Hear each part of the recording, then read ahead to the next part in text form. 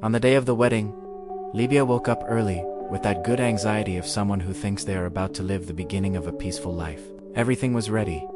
The hall decorated with her touch, the guest list complete, the dress adjusted down to the smallest detail. At 29 years old, she was a renowned architect, organized, a perfectionist, used to solving problems calmly and precisely. She had been with Kyo for 2 years, a friendly civil engineer, good at talking, to kind of guy.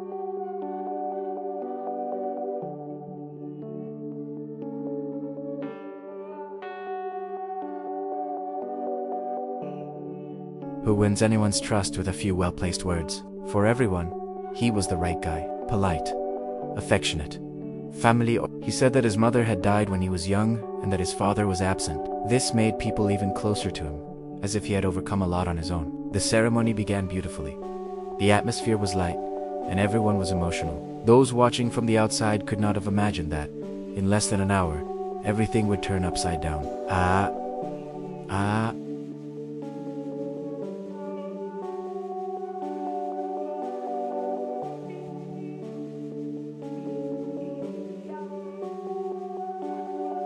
Woman that no one knew appeared among the guests, wearing a simple red dress, nothing flashy, but with an expression that made it clear that she was not there by chance. She walked straight up to one of the bridesmaids, handed them an envelope, and left without saying a word. At first, no one understood. It was just another strange detail in a day full of information. But that envelope, silent and cursing the moment, ended up in the hands of the bride even before the couple's dance. And when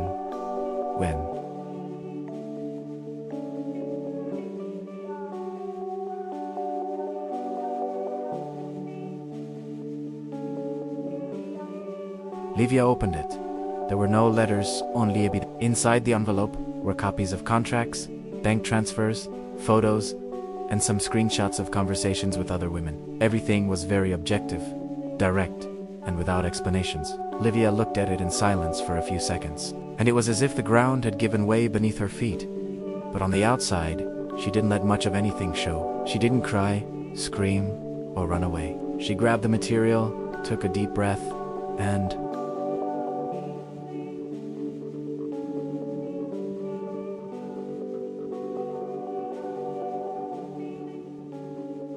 walked over to the DJ. She asked for the microphone. Her hands were shaking a little, but her voice was firm. She asked for silence and called the attention of the guests, who until then had been laughing and chatting in the background. When she started to speak, the room stopped. She said she had to interrupt the ceremony and that she had received serious documents that would completely change the course of what was happening. She didn't reveal everything there, but she was clear. She read some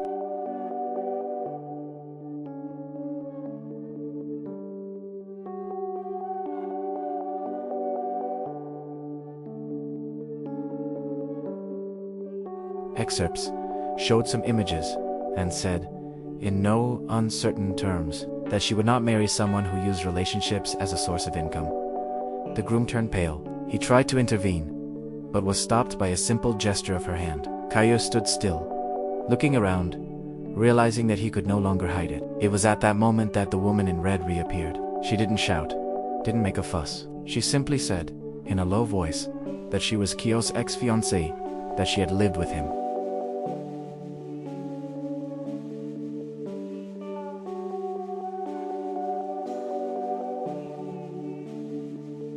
Until a few months ago, and that he did this frequently. He would get involved with financially stable women, gain their trust, and start taking advantage of them, first with small excuses, then with bigger scams. What followed was an awkward silence in the room. Guests looked at each other, some already reaching for their cell phones, others trying to figure out if it was real or a setup. The woman said she only found out about the marriage 2 days before, through social media, when she saw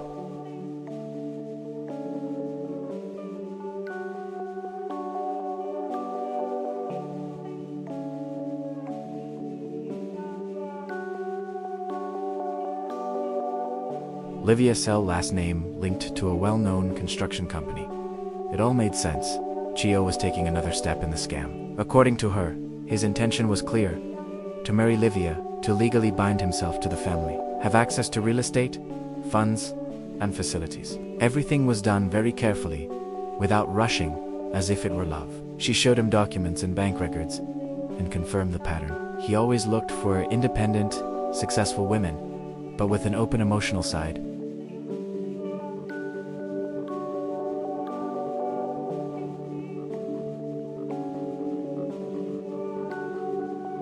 Lacking stability. Livia stood and listened to everything. She didn't respond, she didn't attack, she didn't argue back. When the woman finished speaking, she thanked her and handed the microphone back to the DJ.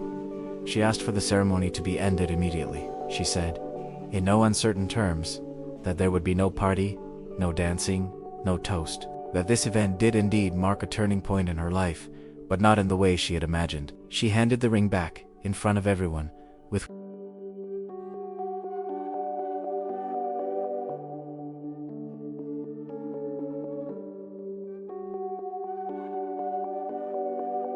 the same firmness with which she had chosen the flowers in the hall.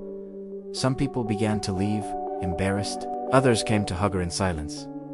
Caio didn't say a word. He stood still, as if he were waiting for everything to be disproved on its own. But there was no more pretending. That facade crumbled in front of everyone. After most of the guests had left, Livia remained in the hall for a few minutes, accompanied only by the wedding planner and her best friend, who refused to leave her side.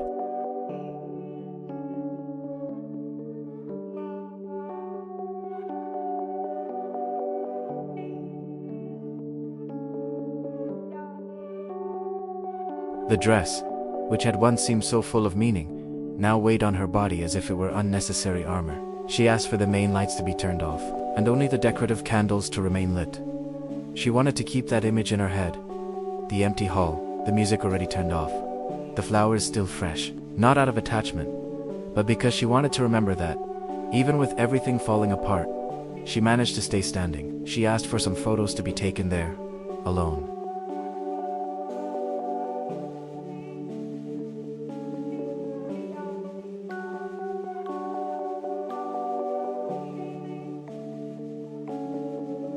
In the middle of what was left of the ceremony, it was a way of recording, without a filter, what no one plans to experience. On the way home, she drove in her parents' car, in silence.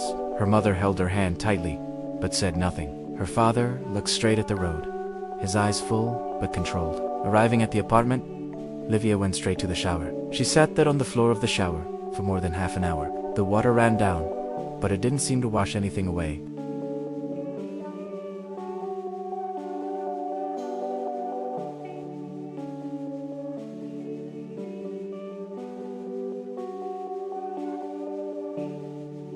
It was as if her body was on automatic mode and her mind was still stuck there, between the microphone and the papers. That night, she didn't sleep.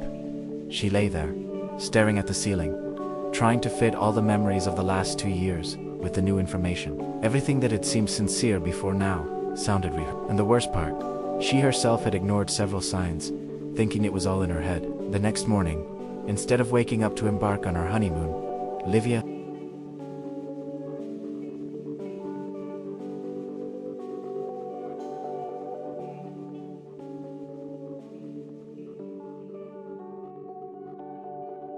woke up to 3 missed calls from Caio's number. She ignored them all. Then the messages began. Vague excuses, accusations of exaggeration, attempts to reverse what had already been exposed. He said that she had destroyed everything due to a misunderstanding and that they could resolve it behind closed doors. But his tone was no longer effective.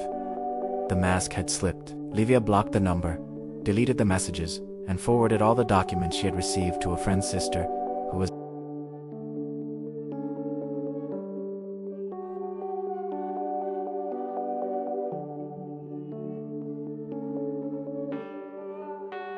a lawyer. In less than 2 days, there was another woman with similar evidence. In silence, a network of victims began to form. Over time, the stories began to intersect. 2, 3, 4 women with similar profiles, all with a history of involvement with Caio. One of them had tried to sue him in the past, but was discredited. Another lost a small inheritance by trusting him. The patterns repeated themselves. Promises of stability, conversations about the future, joint plans, and then subtle.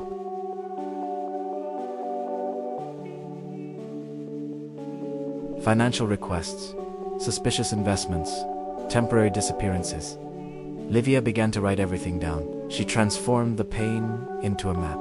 In a short time, she had enough material to start a lawsuit. But more than that, she began to understand that she needed to talk about it publicly. Not to get revenge, but to warn others. That's when the idea of exposing the case came about. Not with scandal, but with responsibility. Livia created a social media account with a neutral name and posted.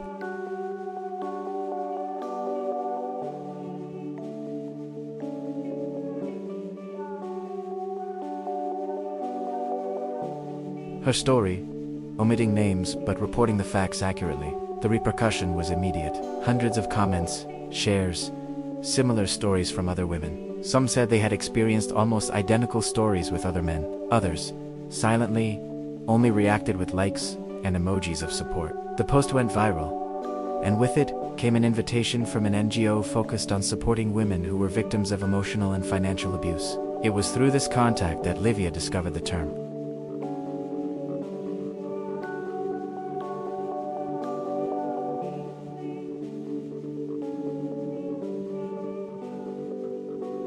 That would define everything she had experienced.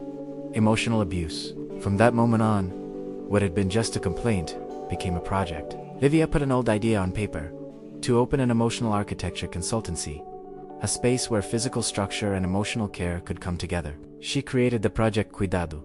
Ele só quer te alugar cari.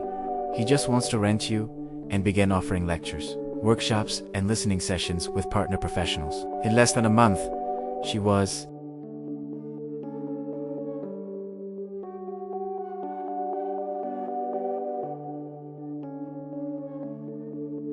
already involved in 3 different areas: the collective lawsuit against Xie, supporting the women who sought her out, and redesigning her own business. The days were still tiring, but they had a different weight. For the first time since her cancelled wedding, she felt like she was moving the world in the right direction. Even as the project gained momentum, the effects of the exposure still hit from time to time. Livia faced malicious comments, people saying that she was taking advantage of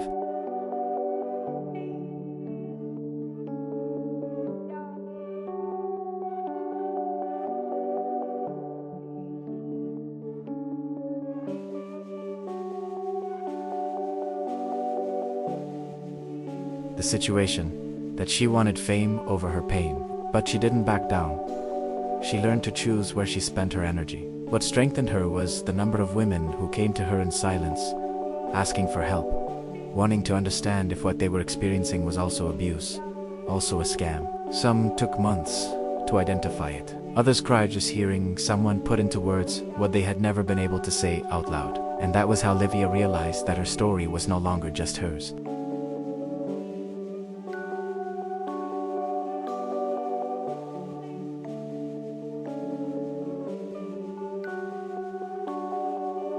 It had become a mirror, a warning, and an inspiration for many people.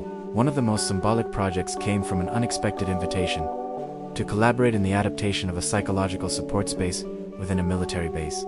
The idea was to offer care to the wives, mothers, and daughters of military personnel, many of whom were living silent and difficult relationships, without knowing how to name what they were feeling. Livia accepted without thinking twice. She knew how much a physical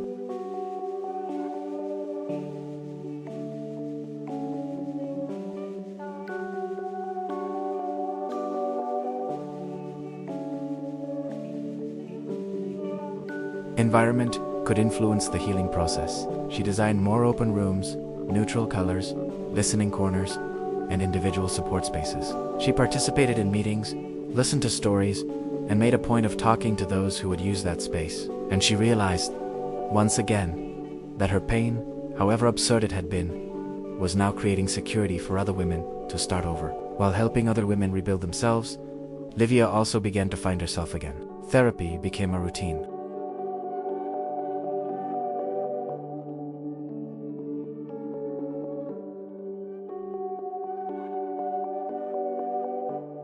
Her anxiety attacks began to diminish, and sleep, previously interrupted by memories and unanswered questions, began to come more easily.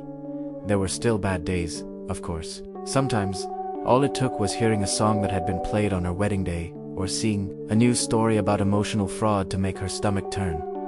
But now she knew how to recognize these triggers. She no longer ran away. She learned that overcoming is not about forgetting. It is about knowing how to deal with it.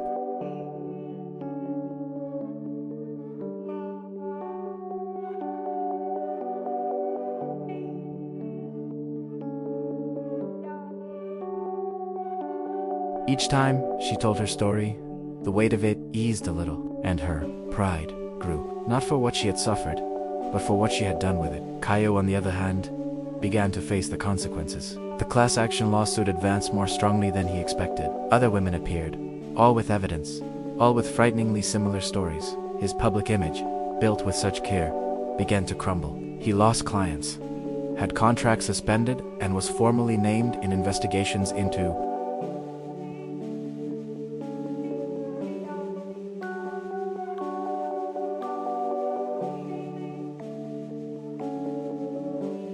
emotional fraud. Livia did not follow everything closely, but she received updates from her lawyer. She was not thrilled with his downfalls, but she felt at peace knowing that, this time, he had not managed to disappear like he had with the others.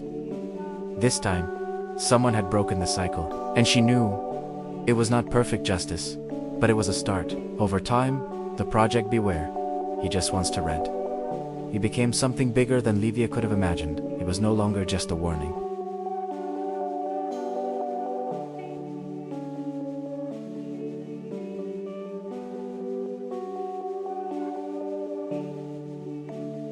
Initiative, it was a support network, a course, a listening space, and even a preventive analysis tool. Psychologists, lawyers, and architects joined her, and together they created a collaborative platform where women could share experiences, identify patterns, and seek legal advice without fear of exposure. The name drew attention and generated debate, but it did its job. No one forgot it. It was direct, uncomfortable, and, for that very reason, necessary. Little by little, Livia stopped being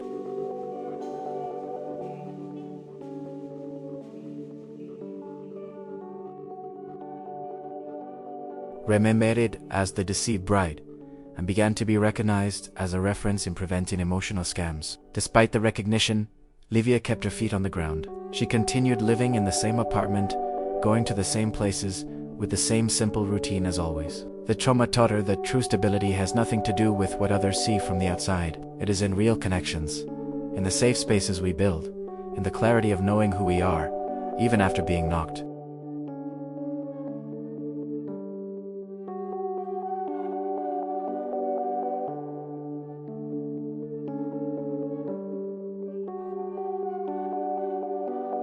down. She still received messages from women who were trapped in similar relationships, asking for advice, or just wanting to be heard. She answered them all calmly, as if she understood firsthand the weight of silence. And each time, she helped someone find the courage to leave. She felt that she was, little by little, rebalancing what had once been completely out of place. Every now and then, someone would ask her if she had managed to forgive. Livia couldn't answer for sure. She didn't harbor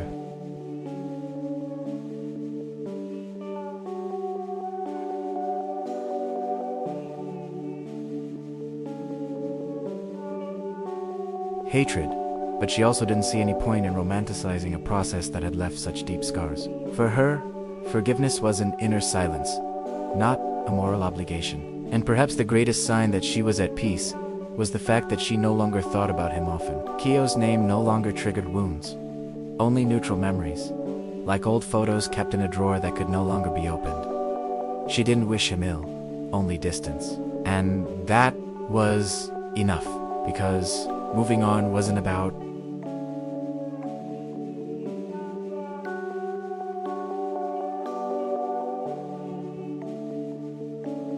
erasing. It was about living well, even with the records of what had happened. Today, when she looks back, Livia recognizes that that day, the day of the envelope, the exposure, the cancellation of the wedding, was indeed a turning point. It could have been a total collapse, but it ended up becoming the exact point where she stopped surviving by expectation and started living by choice. The woman who left that room was no longer the same woman who entered. She left more alone, it's true.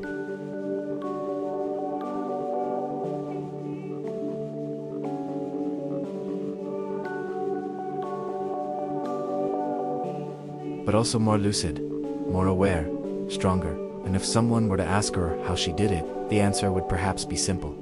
Because she understood that, sometimes, the worst thing that happens in our lives is what finally saves us from living a lie. Today, Livia continues to work with architecture, but with a different vision. She doesn't just design beautiful environments, she designs spaces that welcome, protect, and liberate. Her story has been told in interviews, lectures, and forums.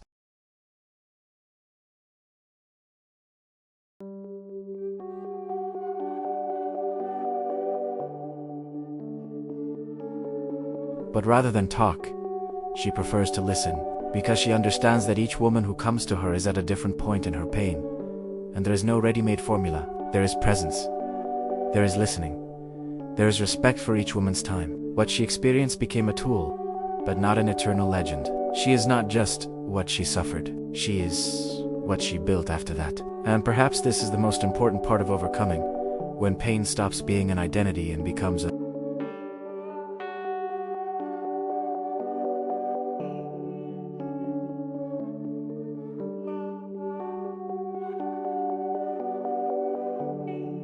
foundation. If someone on the other side is reading this right now, trying to decide whether it's worth leaving a confusing, suffocating relationship, or feeling like something doesn't fit, perhaps Livia's story can serve as a mirror. Sometimes, the love that seems right is just a poorly calculated project, and stopping a construction before it collapses can be the bravest gesture of your entire life. Livia interrupted at the altar, in front of everyone, with dignity, firmness, and an envelope.